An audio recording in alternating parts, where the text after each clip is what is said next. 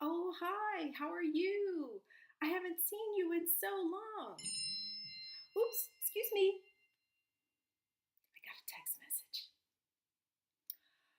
If you're like me, if you're on the receiving side of that conversation, you would probably be a little irritated with the fact that somebody decided to take a text message over talking to the person that's right there in front of them. Today, I would like to talk to you about smartphone use and why we must utilize self control with these devices in order to avoid decreasing our ability to socialize, losing the ability to spell and use standardized English, and wasting time. Most of us agree that the smartphone revolution has made it so much easier to communicate with other people in a simpler and more immediate fashion. Also, the ability to check the weather radar, add a grocery item to our list, take a picture of a special moment, all of these are great capabilities. But we must ensure that we are using these things properly and in their place and not allow them to control our lives. Smartphones can cause the loss of social interaction skills. Most of us meet people face to face on a regular basis, in fact, daily, whether it be at a job or in family get togethers or other social gatherings. And those who don't have the ability to properly interact are considered to have poor social skills. In fact, I've observed entire groups of people sitting at a table at a restaurant and they're all looking at their smartphone rather than talking to the person that's right there beside them. Lenore Skenazy of the publication Advertising Age says that teens and tweens always struggle with being self conscious of themselves, and now smartphones allow them to escape that awkwardness, which might sound good initially, but the fact is that they are not developing and honing their social skills. And those are skills that they're going to need every day for the rest of their life. So it is important to get those developed. Not only does that occur, but adults also are not immune. And in the medical economics article, Dr. Craig Wax mentioned that his wife once admonished him for using his smartphone at the dinner table. She wanted to make sure that the children were not feeling like it was acceptable behavior to use your smartphone at the dinner table. Furthermore, our communication involves reading nonverbal cues. Setsuko Tamura, professor of psychology at a university in Tokyo, says that those of us who rely on texting and other social media for our primary means of communication will lose the ability to read these facial expressions. Body language and facial expressions are an integral part of communication.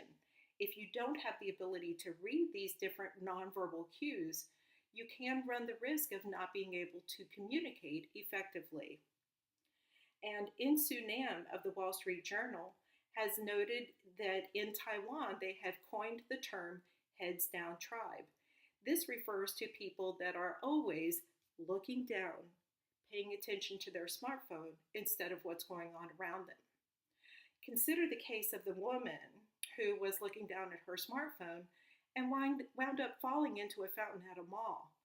Now, that was a relatively harmless consequence of looking down at her phone, but we have heard of very many more serious consequences as a result of people looking down at their phone rather than paying attention to what was going on right in front of them.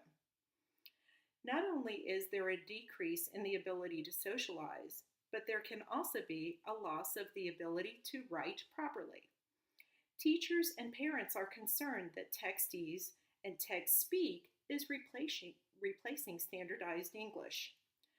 The dictionary defines textease as, quote, a form of written language used in text messages or other digital communications, characterized by many abbreviations and typically not following standard grammar, spelling, punctuation, and style, end quote. I recall an early writing project that I had in elementary school where a teacher tasked us with writing a casual letter to a friend telling something about our summer experiences. Now, was my teacher worried that I had not had something exciting happen during my summer? Certainly not. Instead, what she was wanting to make sure of is that I was developing proper writing skills, because she knew as an adult I would need to be able to compose letters and other written communication effectively. If the majority of our writing is in textese, we may have a tendency to forget proper writing skills and standard English. A natural benefit of reading is the reinforcement of spelling and other English rules. Like any skill, perfect practice is what makes perfect. So if our reading is limited to textese, that reinforcement doesn't occur. One parent, Wanda Hedrick, published in The Voices of the Middle, hesitated to use non-standard English when she was texting her son. The reason being is she knew that he had struggled as a child with his spelling skills. She did not want to confuse him by using non-standard English in a text message. Also, my daughter has identified the fact that her husband has difficulty with spelling, and so she always ensures that she does not use textese when she's communicating with him in a written manner. But not all are concerned about this particular situation. Professor Sugata Mitra of Newcastle University in England feels that our emphasis on spelling and grammar may be unwarranted anymore because most devices have spell check. While it is true that devices do offer that type of service, we are not always using those devices to accomplish our writing. Not only that, but my smartphone will oftentimes interpret the fact that when I type in ITS, what I'm really trying to say is IT apostrophe S, which I'm not. So my smartphone is wrong. So it is important that I know proper English and spelling so that I know when to use which of those two terms. I have to recognize that my smartphone is not all-knowing. Besides a concern for spelling and writing skills slipping, another major concern is the amount of time that people use with their smartphones. In an editorial column, Urgent Communications, Glenn Bischoff observes that many people become slaves to their mobile device. He's noted that many people, quote, spring into action as soon as they hear that audible tone indicating that they have a text message or an email. And this type of cue is actually observed in visual circumstances as well. And for instance, I've seen a group of people all sitting together in a room, and one person gets out their phone. Well, suddenly a whole bunch of people get out their phones realizing, oh, they might have missed something that's happened recently. Another fact that has been noted by Insu Nam is that in South Korea, the government has identified that 1 in 5 students is considered to be addicted to smartphone use.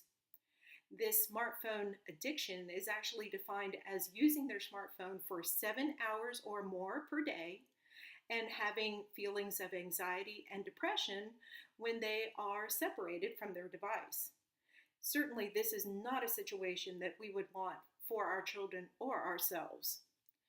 So it is obviously important that we must monitor our use of these devices just as we would have to monitor our use and desire to play online games, watch TV, or use any other type of recreational activity. We must do this, or we may have to find ourselves, as Dr. Craig Wax mentioned, in quoting, that we might suffer the consequences of distracted living, end quote.